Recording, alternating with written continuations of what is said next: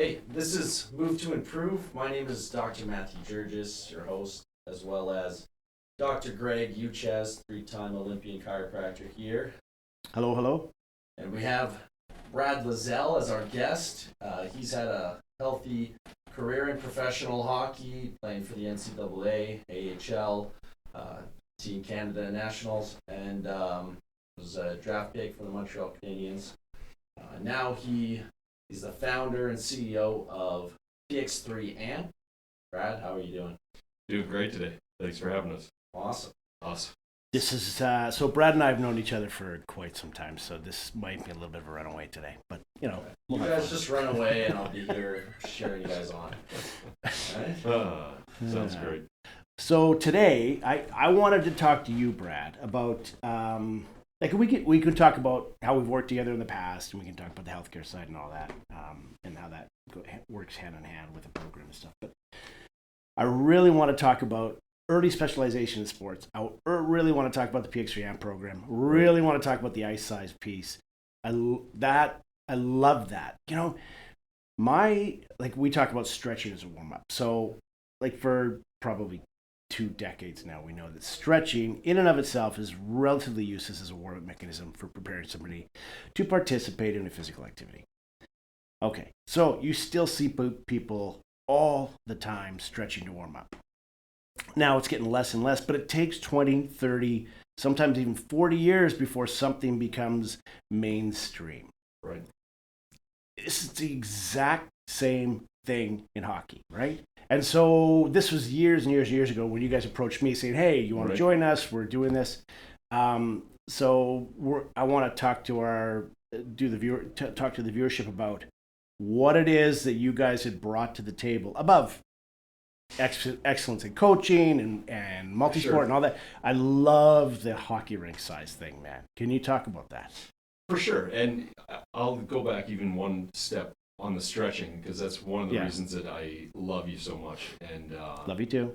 The speech and the education that you gave on stretching was, again, 180 from traditional and everything else. And even moving back to Calgary, and I've lived and played, and I was a suitcase when I played, but I saw a lot of different hockey being played, not only across Canada, across the U.S., but across the world. And when I moved back to Calgary, man, I was so excited to get around hockey people again and get back and do things. And then, oh my gosh, it felt like going into a time warp by about 50 years. And seeing there's a lot of recommendations on bringing the size of the ice surface down and doing all these great things, but no one was really doing it. And so can I do a timeout? Yeah. Okay, so we're really bad at this podcast stuff. The PX3 AMP program is... So the PX3 AMP program, the AMP is an acronym for Accelerated Multi-Sport Pathway. Multi-sport, I'm almost embarrassed that we had to do a program that was multi-sport, because to talk about the sports specialization, what has happened over the last decade is you're seeing kids playing hockey 12 months a year, which we know fundamentally is about as healthy for you as smoking. And yet people still smoke, and yet people are still having their kids on the ice 12 months of the year. And there just wasn't a lot of leadership in the sport that was saying, you know what, guys, we need to put the brakes on here.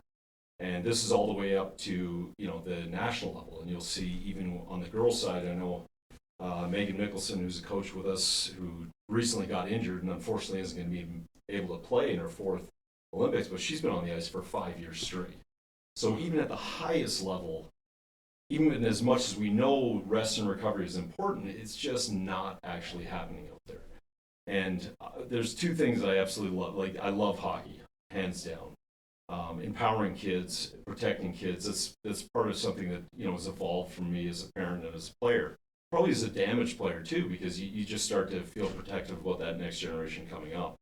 But when you sit there and you see some of the stuff that was happening, I was just shaking my head. And like I said, there's some great literature out there, there's great programs out there that show that, you should scale down the size of the equipment, you should scale down the size of the playing surface, and yet no one was doing it. And make it multi-sport, and physical literacy has become such a thing, right? And all the things that I learned at the tail end of my career that I would have loved to have Yeah, learned yeah, yeah. at the front end of my career. It just wasn't getting down to the grassroots level. And I've been so blessed and so fortunate through my career to meet so many amazing people, yet the message, like you said, was usually only happening when you're in your mid-20s, when your development window is shut.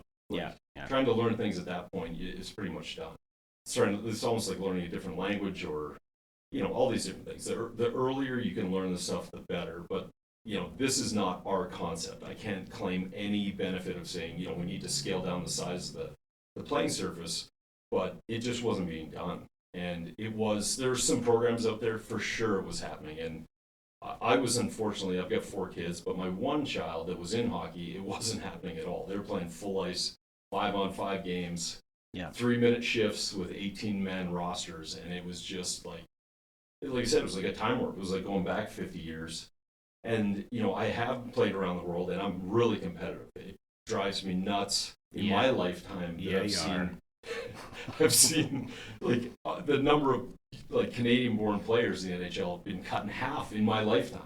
And I've lived down in the U.S. and I've seen what they're doing. I've seen what's happening in Europe, and then to come back and see that we're not doing it was painful to me because but that's how you can see how Canada doesn't necessarily dominate anymore, right? There's so many other countries that are coming to the forefront. Not even close. Like you look at the Swedes and the Russian, the league is truly now NHL is truly becoming international now, right? And I will defend the parents and the people that are running things here because it's not easy, right? And 100%. The tough thing for an uneducated person that hasn't been involved in hockey, like if you want to have the best 6-year-old, and just keep them on the ice for 12 months of the year because by the end of it, but then people are like, wow, that was working really well. We should do that again. Yeah. And then they do that when they're 7. They're like, man, my kid's going end to end. He's freaking dangling through everyone. Let's keep him on the ice. We can't fall back. And they get into this merry-go-round where, man, they just feel there's so much fear of falling behind that they feel they have to have the kids out there if they're going to really excel. And they're absolutely right. Like, they're not wrong. But the long-term effect, if you can actually just take a step back, and I'm turning 50 next month, but I've been involved in this game for legitimately 4 decades.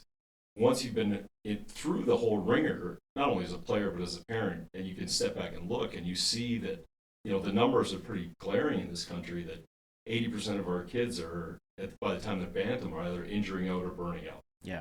Like if you were looking for a high school for your kid that was only graduating 20% of the population, that's a really crappy high school. So we need to do something different. We have to. So from my standpoint, we've talked on this podcast about how we do all these functional movement exams. Like we're doing 400 right now for Calgary Southwest United. And physical literacy, when these kids start to go through puberty, physical literacy becomes everything because every kid has skill. Right? And they all do well, but the kids who excel past the other ones, the kids who continue on in the sport, are the ones that have physical literacy. They're the ones that are more fit, that are more sound as a human being off the pitch, off the field, off the ice. Right. And so when they go on and play, they're more efficient in their movement. So A, they're going to get injured less. B, they're not going to feel as lousy. C, they're going to have more power. They're going to have more explosiveness, more strength. I think they may be able to perform the sports skills better. So from our standpoint, it's a physical literacy thing.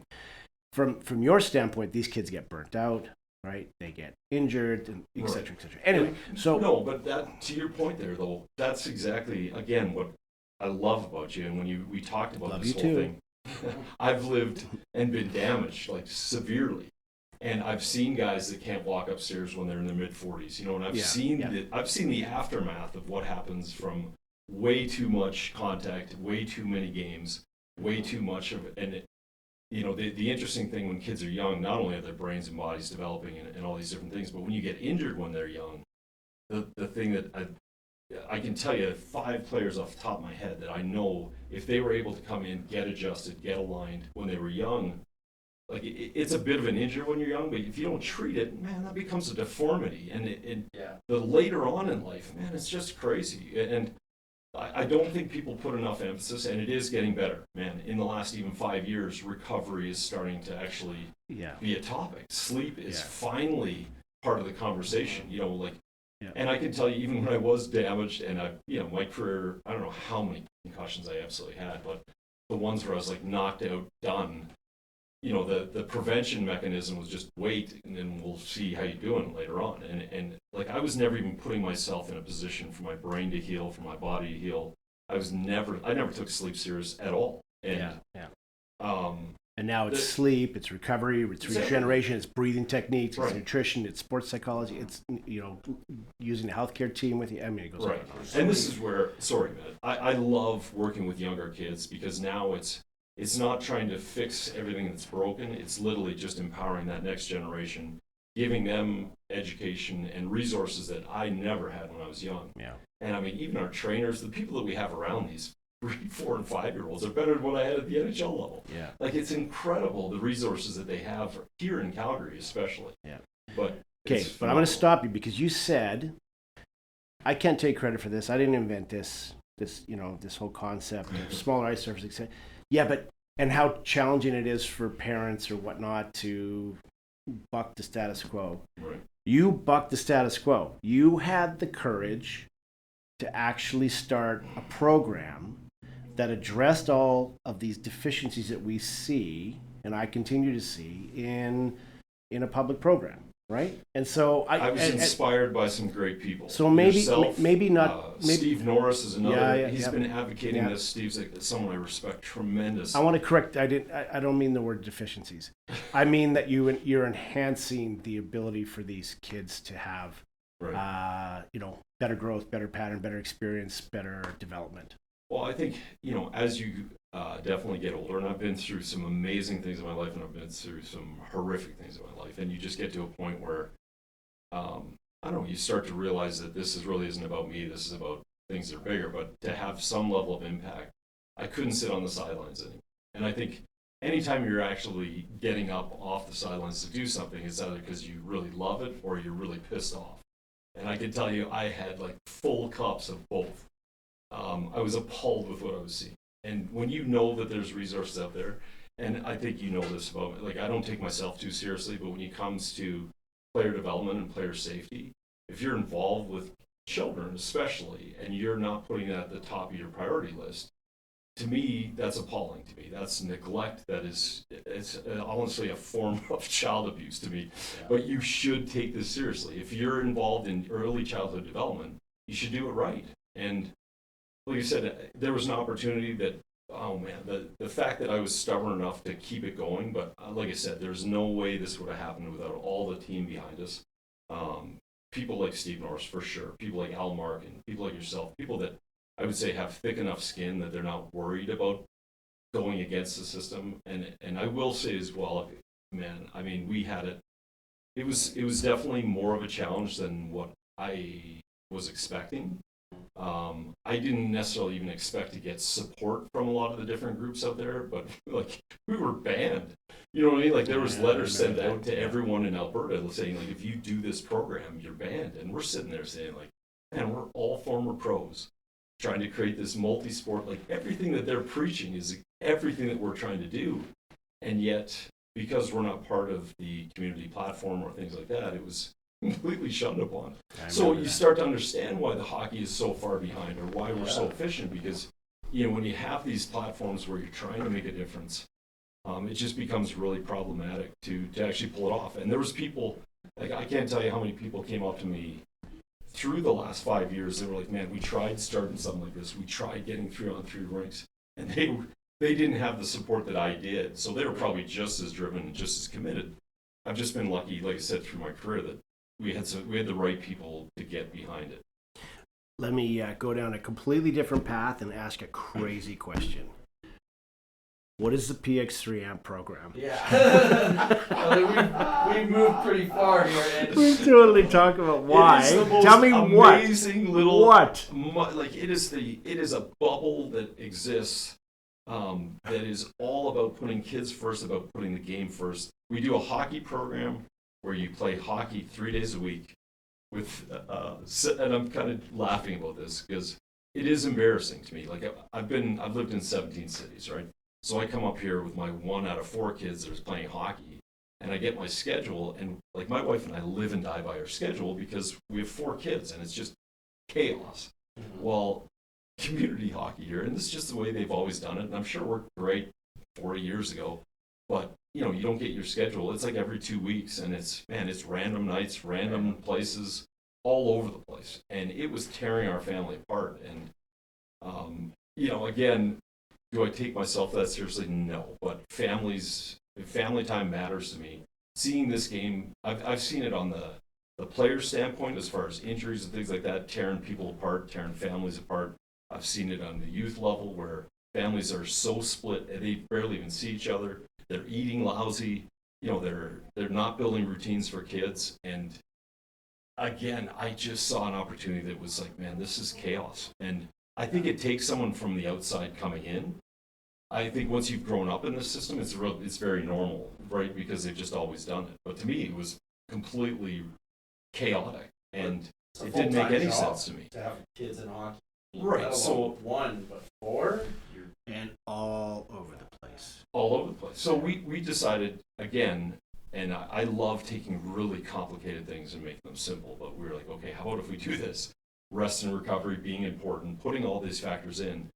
Let's develop a program that you can come on set days, set times, one location, and we're so lucky. Again, we got Winsport's, one of the nicest campuses in the world. But our program runs Monday, Wednesday, Saturday, or Tuesday, Thursday, Saturday. We're never on the ice outside of exceptions for a tournament or something like that on Sundays, but Sunday is like family time. That's your time. I know for us, man, cleaning up the house, getting ready for the week, getting homework ready to go, like Sundays that's a sacred family time as well, but spacing everything out that kids get time to rest, recover, and actually save all the things that they're learning. So again, as I would say, as lackadaisical or as fun as our program looks, like there's a lot of science behind it. Yeah. So from an accelerated, this is where the accelerated comes into it, but the learning environment, like to truly learn and grasp and master motor skills and things like that, you need recovery. Yeah. You need that sleep and rest component. So being on the ice 7 days a week may seem in the short term like a really good thing to do. It's friggin' horrible for kids if you're trying to teach something. I preach all the time about rest and recovery models, right? Of how 100% effort is 72 days, and 85% effort is a 48-day turnaround, right? In other words, hit that performance peak so you can actually benefit from each training session. And if you train too much, you actually you're in a debt, so you actually go down the wrong way, right? Yeah, I mean, it gets into detail of that, but for sure, I know that program was set. So during the year, we're spacing out, and we're not going 7 days a week, but I'll tell you, with the accelerated component of bringing the ice surface down, reducing the number of kids on the ice and on the teams, like our rosters are 9 players, right? So it's not 18 players. So they're out there. They're getting, probably the best way I can put it, we had a goalie dad who approached us, and we can get into even the parent aspect too, because our culture is very coach and player safe. We don't give our parents a real platform to talk about hockey in any way. But he came up to me with his cell phone, and he was like, hey, I need to talk to you. And I didn't know if he was like, my son's not getting enough time on the ice, and we just everyone plays equally. We buzz them every minute, which also has a safety component too. Like we've read and noticed that after a minute, kids get into hypervigilance. It's almost like lobotomizing them, where it's just like a dog chasing a ball. And you'll see coaches, it's funny, you'll see a kid out there for 2 minutes, 3 minutes. Coaches coming unglued, left wing, stay on your wing. And the kid is just mindless. That part of his brain isn't even functioning. He's just trying to survive out there. But that's when, again, most of the injuries happen. And so by design, we've eliminated that component. But this guy comes up to me and he's like, hey, I got to tell you something. My son was playing, community hockey last year, played on a pretty good team. He was averaging maybe 12 to 15 shots a game, you know what I mean? And they were in first place and everything else. And he's like looking at his phone. He's like, I got a shot tracker here. He had 350 shots on him today. And he was just blown away by it. But again, when you create an environment where you're getting that many reps, you don't need to be on the ice 7 days a week. So if you notice, Brad goes down rabbit holes. So we're gonna take a step back. So the PX3, what is the PX? No. So the PX3 AMP program is a multi-sport program. It takes into account the idea of early specialization, which is not necessarily a good thing, and adds variety to create physical literacy. add to that the types of coaches that you have on the ice. You have Coaches a are whole phenomenal. whack of ex-pros, right, that are on the ice. Almost all the coaches, which is fantastic. They're getting incredible training. Can I go down that hole? Nope, not yet. Nope, no, you don't. Nope, because we still want to talk. Because we have how many minutes have we been doing this? Well, we're in here. We're about 20 minutes. The 20, and we So- still haven't talked about podcast. the one thing. We're I not wanted. on a- The we're not one on TikTok thing. here. I'm still waiting for We're a not moment of TikTok. silence so I can chime in here. One thing I wanted to talk about, and that is that they reduced the playing size because and the reason, and this is what and you can talk about the coaches in a second and all the drills and everything and all the cool things you do, so once I started working with them and whatnot, I saw these videos and they're the cool, and I've never forgotten them. There was. This was the coolest video, was when they had adults go and play on the same size rink in proportion to their right. height as Timbits play in proportion to their height. So what they did is they made a rink on a lake, and so the goalie's standing in net, but the rink is like 10 feet wide by 8 feet high. So the guy's like looking up at the top of the goal, Right. and the rink is like 2.5 sizes bigger than a regular rink, right? And these guys there's like 5 skaters a team, right, and a goalie, and they got to play, and they're like, and just after, like, it was awful. Right. Like, it takes so long for the puck to get to them. They don't feel like they're part of a game, and and that was so good. And then when I saw all the statistics of, you see a kid, and these guys don't play half ice, they play cross ice. Yeah. So they play three games are going on at any given time. It's cross ice, and to see, like, they get, I don't know how many times the touches, how many times the contact. It's got to be 10,000 times more. I Like, mean, it's just unbelievable it's- how much these kids get to Instrument. dangle the puck and play a puck and be in tight quarters. It's the same thing as futsal. It's the same thing as we see in all these other sports, right? Right. And I'll tell you, the cool thing about it too is not just the reps and things like that, but again, some programs, I'm not going to name names, but some of them like want to be the top U8 team, right? And we don't. Like, when we're looking at bantam and midget U16, sorry, I don't want to discriminate or offend anyone. We're looking at U16, U18s and beyond. Like, this is not gymnastics, right? Like hockey, you want to peak when you're actually mid-20s. Yeah. So if you look longer term, the way the game evolves, it is really fast paced. You're always getting into 3-on-3 situations. You're never going to see 5-on-5 in a corner, and you don't have 20 or 30 feet to make a play. So we're actually taking an older version of the game, which is what's coming up next for them, and we're creating that environment. So it's really normal for them. So, like, normally the traditional path for hockey in Canada is like when they get to bantam, they're like, holy crap, is this fast, man? This is so, guys are flying, and it gets faster and faster. And our guys, when they're getting into bantam, they're like, wow, is this slow? I can't believe how much time I have. So we've like completely altered the development course, and literally we're trying to prepare them to be the best, like you said, 16, 17, 18-year-olds and beyond. But that's what the small area does. It starts to teach them how to move the puck quicker, pass the puck quicker, get back, always constantly be involved in the play. Whereas, unfortunately, a lot of the games at the early ages is one kid carrying the puck end to end, 9 kids chasing them. Yeah. And the kid that's carrying the puck end to end is not developing him well. The kid that's never touching the puck is not developing them in any way. There might be like some kids in the middle, which if you look at the actual percentage of people that are moving on, that's unfortunately the reality of this, is we're only catering to such a small percentage of kids that I just feel we're doing such a disservice to them, and it's just tough to get off that merry-go-round. I think that's a really interesting point. Yeah, like you're playing a modified version of the game, but you're almost preparing them more so for the late game, For what's coming. Yeah. But also, yes, it's kind of like a sink or swim mentality, even from a very early age. And we always kind of knew, like, the kids' dads who brought everyone coffee and like buddy took out the guy's garbage, always got on the one team, and Right. you kind of just accepted that was part of the politics of even community hockey. Right. But the mentality of everybody gets out there, everybody has time, and you're getting quality over quantity. Definitely. So- Well, you're actually getting both, which is the interesting thing, because you're getting actually more reps and more chances and That's more true. touches and more goals. And like the thing that I have learned through the last 10 years of my life, like neurologically, when these kids are in their earliest and most aggressive development stages too, we typically have the least experienced coaches. So like anyone that'll put their hand up is a Timbit coach. And a lot of times, like these kids, you can sit and talk to them all day.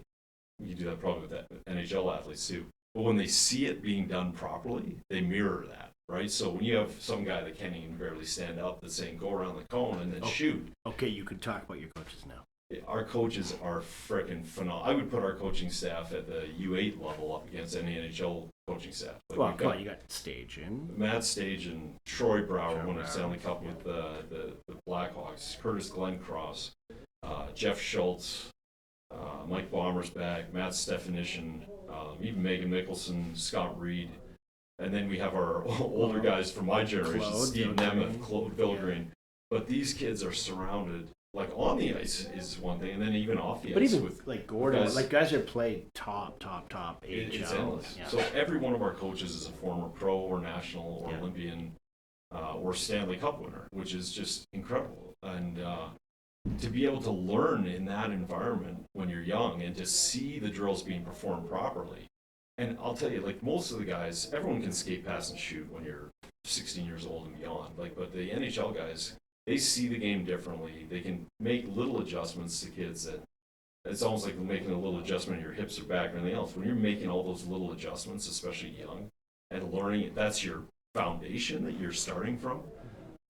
It's just limitless what you can do. And on the multi-sport side, it doesn't stop there. Like we've got Jessica Zelinka, who's a heptathlete, 2-time Olympian. We've got a 5-time Olympian with Lascelles Brown. Yeah.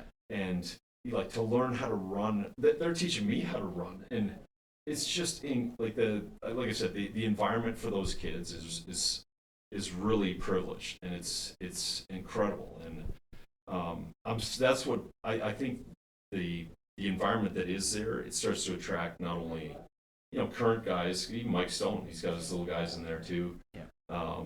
But it's amazing how many of our parents are former athletes, and then you see other athletes that are trying to coach out on their own, and that's how most guys are. They were kind of on an island, and they're trying to preach, to be focused on development or focus on different things, and they just get attacked, and they're on their own. Then they finally just walk away from it. We've got so many guys and girls there that it becomes a really protected and safe environment even for coaches. And that was kind of our premise from the get-go, was like make a great environment for the coaches and the kids, and everything else will work great. And the parents thing, we do a thing every year, and I love the parents. Obviously, we wouldn't have a club without them. But if I want to, we're pretty adamant and pretty clear about if you want to coach your kid from the glass or tell us how to run things, or we've got a garbage can over in front of Rig A, and anytime you need to write down anything hockey related, write it down on this piece of paper and then put it in this box. Because I never want to hear from you when it comes to hockey. Like if I really want to ask somebody, I'll ask Matt Stajan, who played 1,000 games in the NHL. But life issues, man, they can call us anytime, and that's unfortunately 90% of my role. So when cancer comes in, death in the family, suicide, pregnancy, man, the amount of issues that are out there that are, to me, real life issues, man, we're accessible and open all day long. But hockey, never want to hear from you, ever.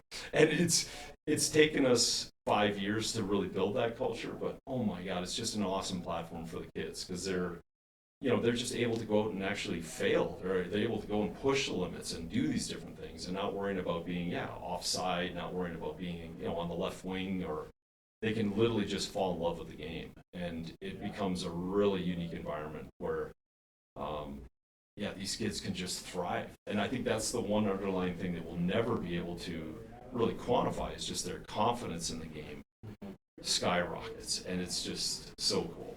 I want to actually do two things. First, I want to tell a story. So my son went into the program for a couple of years, Charlie. Every time Charlie would go to us, I'd hear you, Charlie. Anyway, so we go to Detroit. I was 8 or 9 or 10 or whatever, and we go to Detroit to play exhibition games. Yep. And we get to Detroit and we realize, oh my gosh, these kids have never played 5-on-5 real hockey before with like offside and icing and like and face-offs. And so we went by that. I don't know if it was Talent Code or the Book Outliers. We basically put them into into a room, and we put them all in position, and we said, okay, this is how you line up for a face-off in your own zone, and this is how you do it in the offensive zone, and this is offside, and this is and this is icing, and they kind of knew the penalty piece, right? Like, okay, you can't cross-check or trip or whatever. But all the rules of the game they didn't know because it's 3-on-3 hockey, right?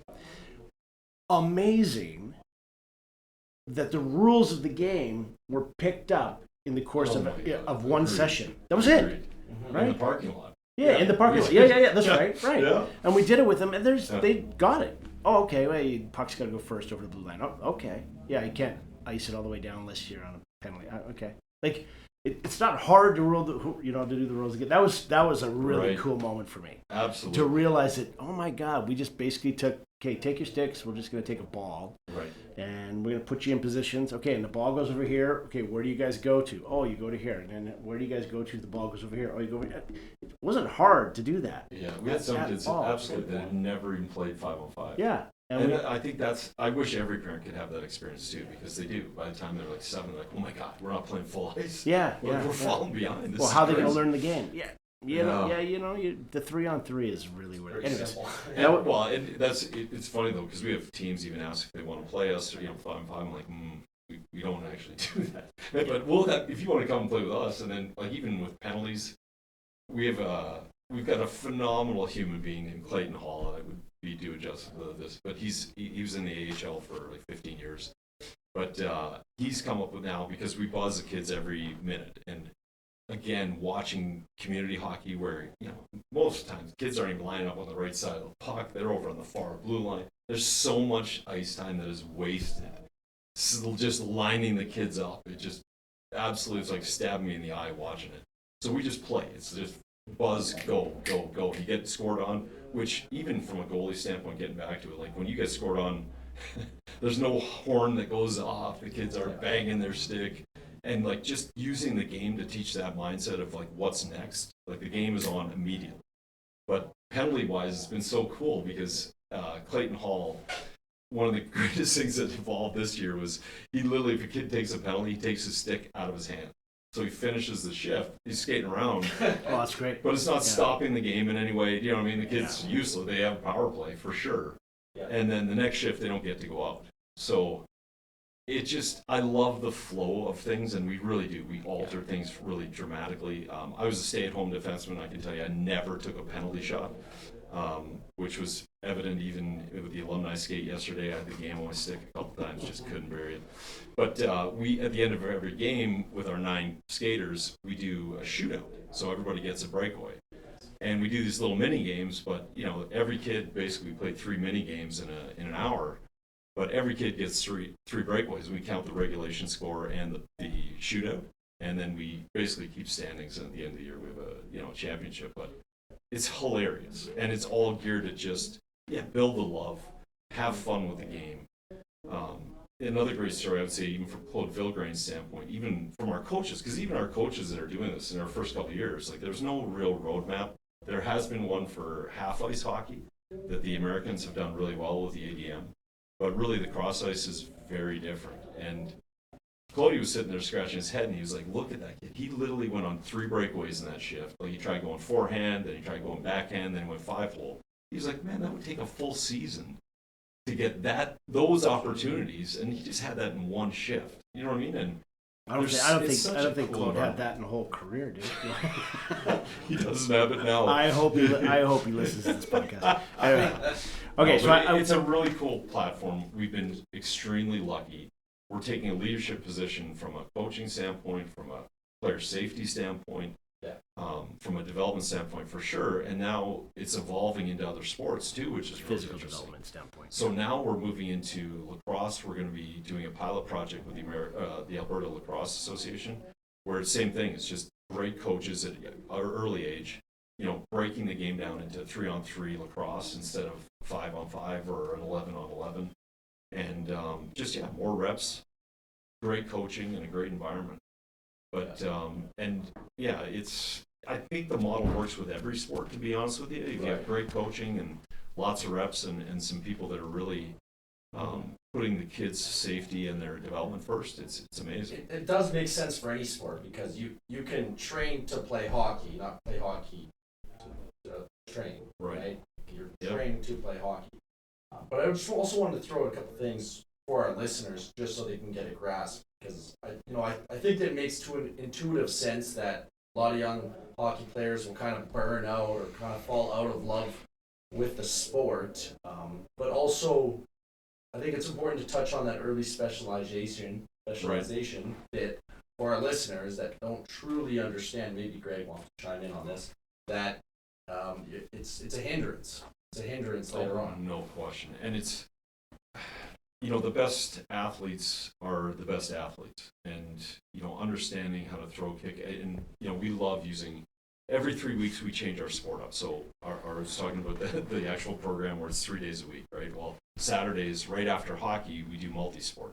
So we do some functional movement, which Greg has been part of the architecture of that. We call it Jedi training because it's way cooler than functional movement. Yeah. But literally we're teaching the kids, how to march, how to move, and do these things, and then we'll do sports in our modified way.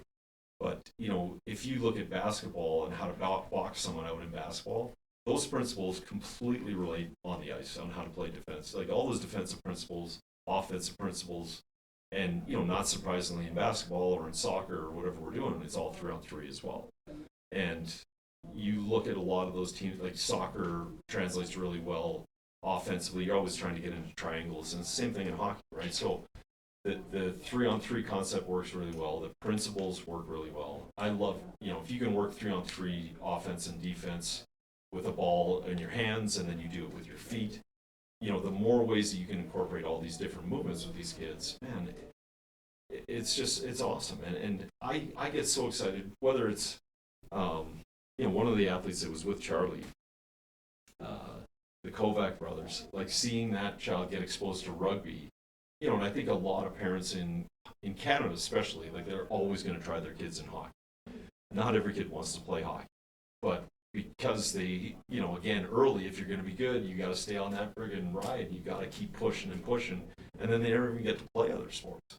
Like I was amazed, and I grew up out east. I lived out here, and like just the mountains and skiing and everything else, and how many hockey players have never skied before is embarrassing. Like as a parent, if you haven't allowed your child to go skiing or snowboarding, you live here in Calgary, you should slap yourself. Like, well, I get it though, because I grew up. I wanted to ski and snowboard, but put your kid in hockey and in snowboarding, big commitment. Right, and that's the cool thing at Winsport, and what a campus. I mean, but we have a ton of kids that literally after hockey on Saturday morning, and they're all out on the hill, bombing down and enjoying that part. And because it's set times and set schedules, you know what I mean. By noon on Saturday, you're done. Yeah. And your afternoon's open. But we have a ton of athletes that are, even alpine athletes that are in the program. And like that's the thing I love about the program too, is you have a lot of kids that probably would have left the game. You know what I mean? Because they get to that point, they're 8, and they're like, I got to choose one. And I'm like, why? Yeah. You're 8. Yeah. And well, I want to touch on that. So the concept of early, for our viewers, listeners, the concept of early sports specialization has basically been shown to be detrimental to physical human development. And so, as we talked about before, as they grow and they get older, you just develop such movement and pattern imbalances that you ultimately your body starts to fail because you have not developed normally. So I remember, like I've had the opportunity, privilege to work with a whole whack of NHLers, right? And without fail, all of them talk about, no, I didn't play hockey in the summer. In the spring, I was playing lacrosse, or I was going canoeing, or went fishing with my dad, or I went and did all these other sports. I remember this one player, I could probably name him, Adrian Aucoin. Yeah. He said, I was... He goes, he's a beauty. He said, listen, I was in Ontario. I was maybe the 8th best player on my team, and they kept us all the way up from Tyke all the way through because we just kept winning, right? And he goes, but I was the only kid that didn't do spring and summer because I played all these other sports. He goes, I was the only kid to make the NHL. Not one other kid on that team came even remotely close. But so anyway, I just want to say that I would say the most eloquent way Steve Norris has put it, and he's a way better speaker than I am, and talks about this globally, but if you can imagine in grade 1 that your child was good at math, and then you just decided to go into the school and talk to the principal, like, hey, listen, we don't want we don't want them doing any other subjects. We just want them to do math, and we're going to see how well that works. Yeah. And I mean, you would never do that in school. Right. Ever. Yeah. And how equipped is he to be an engineer or a mathematician? A grade Yeah. 1. I can't form a sentence. Right. So Brad brought me in years ago during the evolution, the invention of this, the creation of this, or whatnot, and we undertook some physical examinations, some functional physical examinations, some Jedi physical examinations, because it sounds cool. Eye-opening. Yeah, on the kids. And there were some fundamental flaws that we were finding in these kids' movement. And interestingly enough, since then, we've actually engaged in a whole bunch of other sports and doing this functional testing that we're doing. And it's really interesting to see that each sport has its own definitive breakdown and movement patterns. Right. So in hockey, for instance, we found their balance in these kids awful. Why? Because the skates have gotten so stiff and so rigid that they're locked into these skates with, they're tied tight. And the kids the skates doing all the work for the ankle balance, right? So as soon as you put them in bare feet and you have them try and stand on one foot or whatnot, they fail, right? Hard fail.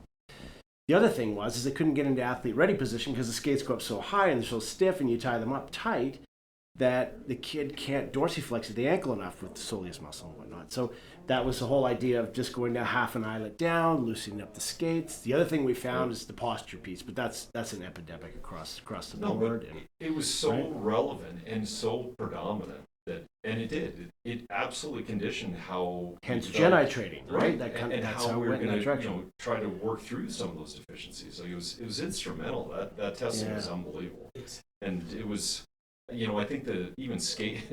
Anyway, well, I don't want to crap on the skate manufacturers either, but they just make a smaller adult boot. Is what they do. They're not designing food for children, right? And especially again when you have these kids that are in their most aggressive growth stages that are, restricted so much. It really is. It's creating deformities that are horrible. For these developmental breakdowns. And like in soccer, for instance, it's completely lateral chain breakdown. They can't do a side plank to save the life. Yeah.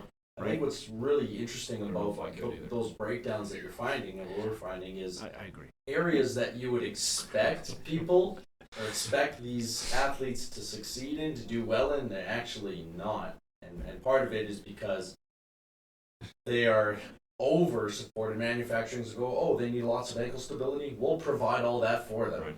And that's doing them this disservice. And areas, even in soccer, you said lateral chain movement.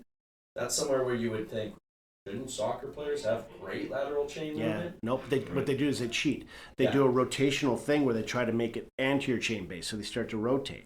They start to turn, so they're running sideways. They turn their bodies instead of just lateral shifting.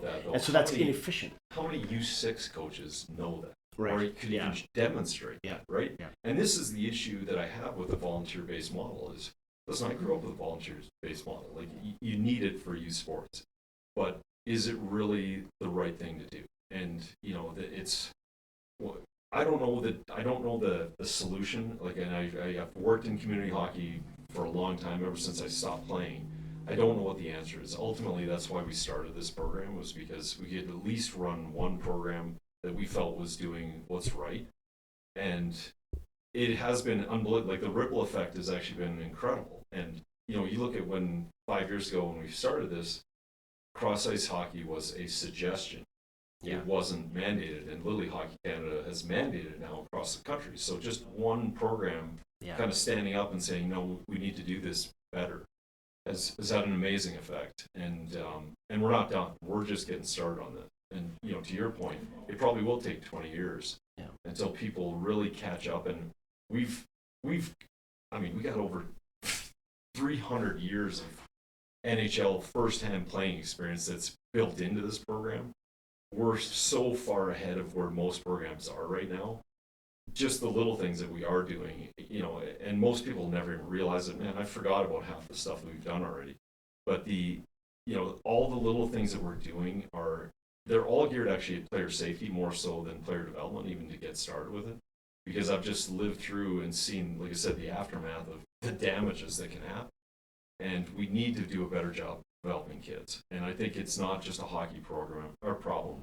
It is, you see it in soccer, you see it in lacrosse, you see it in volleyball, you see it in basketball, you see it in baseball. And we just try and take NHL or pro level drills and just bring them down and think that if we just use all these things, plus most coaches, listen, they played so long ago that they're remembering things that they might have done in bantam or midget hockey. They don't remember what they did in Timbits hockey or things like that. But I gotta tell you though, as much as I hate complimenting you, you know that. The good news is you're not alone. There's a long list. It's also super cool to see some of these kids a few years later, right, and to retest them, and to see these kids are actually developing normally now. Right. So they're no longer in the physically high. Normally. Yeah, not like my kids, but they're actually like. Because if they score really low, right, then they're at a very high risk of injury, right, and then moderate and low risk, or you're developing normally. So it's cool to see them when they started implementing all these different training programs within hockey and making it multi-sport and advanced, that they're actually producing physical specimens. And we know that if a person off the ice, their physical literacy directly relates to success on the ice or in any sport for that 100%. Matter, right? So they're actually getting rid of the early specialization breakdowns from a physical standpoint, and with all the training that they're doing, 72 hours and whatnot, the development standpoint. It's pretty cool. That's the point. That's why I wanted to do this program. Very cool, and it allows for us to step in and go, hey, we can measure this stuff and we can show that change objectively. And it's awesome when we have people come in, because being able to, treat a certain area is one thing, but to sit someone down and do their whole body, get a whole body bird's eye view of how a person moves, and to walk in and look at the posture and go, maybe this is going on, maybe this is going on, and then have a definitive understanding and be able to convey that understanding to athletes is just something that you never heard of. Well, we're so lucky. We've got some great families, and I can tell you, even as a parent, like, you go in for your annual, checkups with your doctor, but you don't get anything from a postural health standpoint. You don't get, like, any of these deficiencies, that doesn't come up in an annual medical exam. You know what I mean? So I thought it was amazing, and I don't think most parents would even sign up for it, if it wasn't off. You know what I mean? Like, that's the cool thing. Even the multi-sport, like, we do have families. It's funny how many people are like, I really don't know if multi-sport's important. And I'm like, it's actually probably the most important thing we do. They just don't understand. I know, but there's so many elements that are in there that are really over and beyond where an amateur program or an amateur development program is even at. It's incredible what they're doing. And one thing we have to talk about, though, because as we're an hour in and we're finally getting around to what this program is, one of the coolest things that we have that I haven't even realized until we went down to St. Louis, but we actually have a whole adaptive component to our program, right? And mutual friend of ours, Chris Cederstrand, who's literally taken sledge hockey on his back for the last decade, opened me up to just how bad that there's no opportunities for adaptive athletes. And once you get to a high enough level, they don't allow you to play at any of the other levels. So becoming a Paralympian, had him basically waiting every 4 years to play a game and just renting ice with some of his stand-up buddies, and so they pass it to him. Like, there's nothing available, and he has created such an amazing program. And when we were down in St. Louis at this event, which is probably some great stories out of that too, but they were blown away that we actually have a program that has both sledge hockey and stand-up hockey. And they were like, as we talk more about it, I think we're the only program in North America that even does that. And to us, it was just a very normal thing to do. Mm-hmm. It's a very abnormal thing that we're actually doing there. And it's actually growing now more and more, which is really cool. Now we're actually going into, wheelchair lacrosse, wheelchair basketball. We've got our first para snowboarder, and, we've actually married up all of our sports programs now with an adaptive component. And to me, like if you meet Chris, and it pains me to compliment him, but there's nothing that exemplifies to me being an athlete more than having your leg ripped off and they'll still getting up and finding a way to be a national level athlete.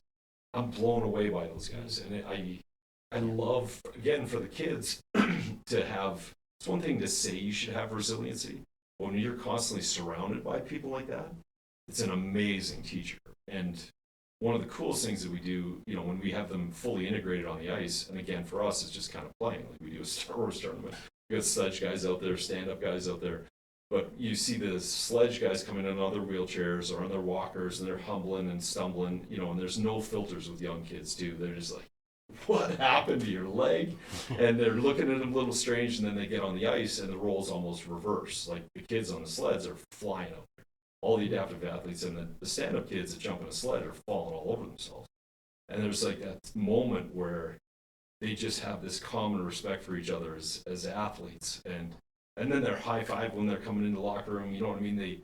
It's such a cool thing that has happened and evolved out of this program. Mm-hmm. And it's something that we're actually really committed to and pushing even further going forward. Like in the last 2 years, we've been lobbying and finally got approval for a charity.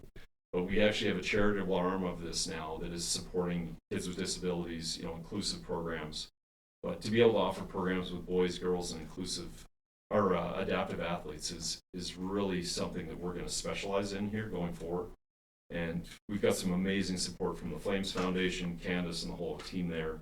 They've been amazing at supporting this, but that whole thing started with us taking that team down to St. Louis, and Greg and I were the honorary coaches. How many years ago was that? It was 3 years ago. 3 years ago. Okay, that was the first time like a tier 1 team had let's gone. Finish it off by telling the story. Unbelievable. They're a tier 1 team. It was the NHL Sled Classic. Yeah, Brad Layzell and Greg Uchaz, head coaches. I don't know how that happened, but I somehow said, "Hey, Uch, why don't you come with me? We'll go coach sledging." Know nothing about sledge, by the way, back then. And I'm like, "Of course." Right? So first, of course, because Chris Cedarstrom was a playing coach, so they're talking on ice and whatnot. Yeah, he's definitely. So I said to Brad, I'm like, "What do you want? Like the forwards door or the defense door?" He said, "I'll take forwards." I'm like, "Okay, I'll go D." Anyway, so first shift they go out.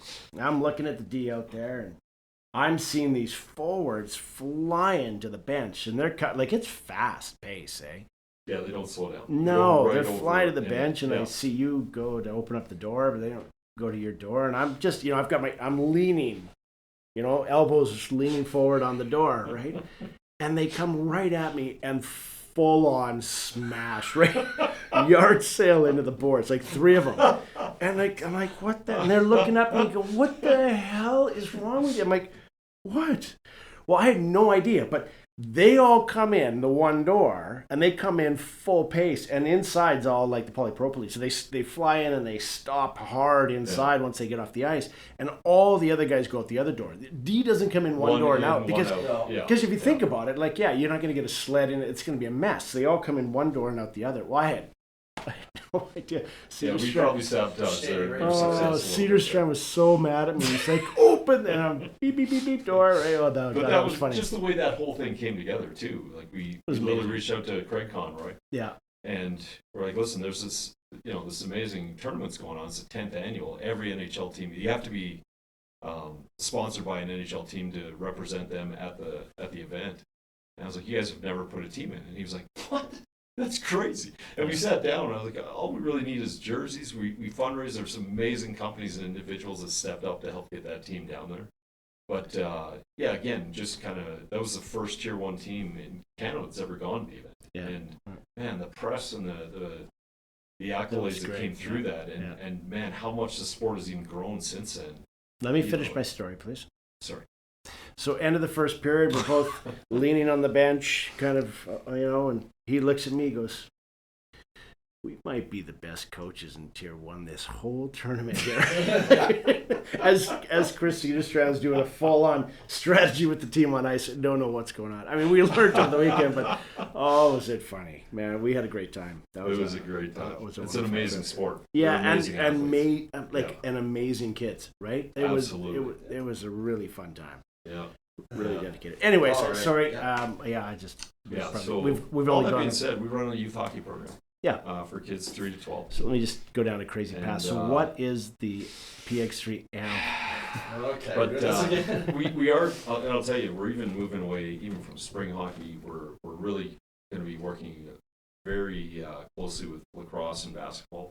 And then this summer, we're actually building out a youth golf program with a couple of clubs. Cool. Mickelson National and Bear Spa.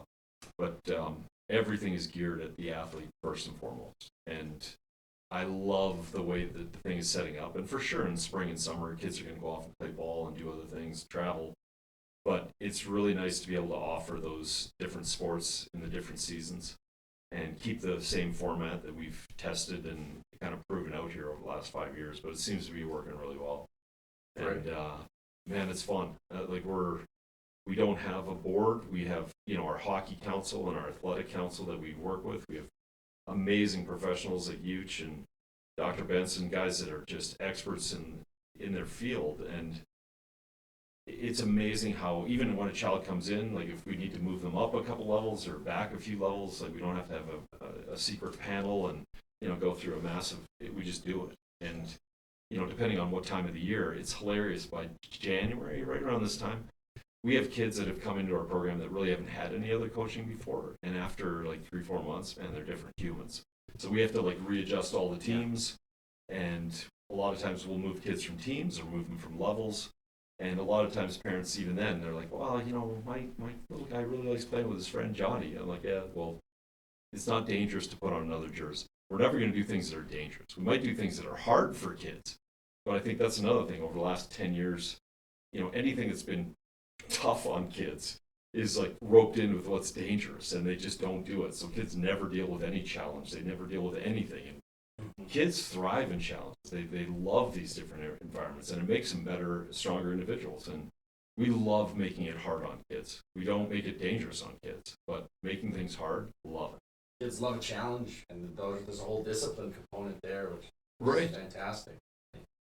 Yeah, it's fun. We're having a ball. We're, when you can see the impact being made, you can see the development happening, and the quality of the coaches, the quality of the families, and people that we have involved is just world class.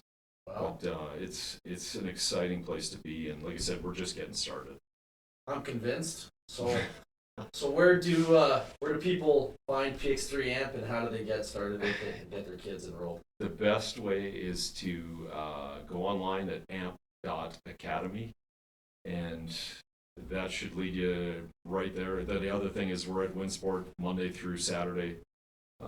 We've got some offices there right beside the fitness center, the health clinic, and it's kind of a home for us. And we've been, again, very lucky there too. Most clubs and organizations are all over the map.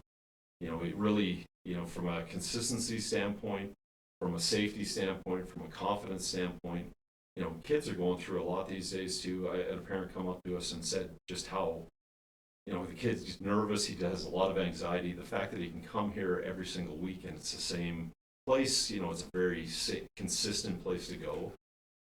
Little things like that we never really factored in, in the design of it. But, to call that place our home is a privilege. It's such a beautiful place. And, but yeah, the Winsport, we're there all the time. We're not there on Sundays. If you're going to come through Sunday, unfortunately, that's family day, so we won't be there. But pretty much every other day we're there. Yeah. But the website's a great resource. And there's always parents, there's coaches there to talk through. But to come down and see it Saturday mornings, it's fun to watch. It's totally entertaining. But we're on the ice from pretty much 8 in the morning till almost 8 o'clock at night every Saturday. But it's just teams back to back to back. But yeah, it's a lot of fun. Awesome. Thanks, buddy. That was good. Thank you guys. Thanks for having this. It's a great thing that you guys do. And listen, Greg has been a huge piece of this whole puzzle. on the development side, the safety side, and Love you. he's been volunteering his time. No, I wouldn't be.